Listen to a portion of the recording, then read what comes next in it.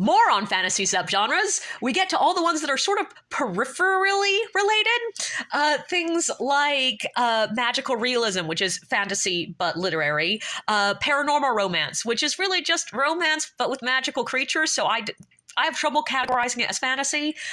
There's also things like horror, which in my opinion is fantasy, just fantasy that bites. Then there's stuff like flintlock fantasy and gunpowder fantasy, which are, once again, setting us in a time period. But everything else, in my opinion, is really just tropes.